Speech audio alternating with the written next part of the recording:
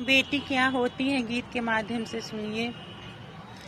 बाबूजी की जान होली, माई के परान हो, होला कन्यादान के जैसन दूसर नाही दान हो, होला कन्यादान के जैसन। तुलसी के गाछ बेटी, अखिया के पुतरी, भेजस भगवान भाग्यशाली बन के उतरी।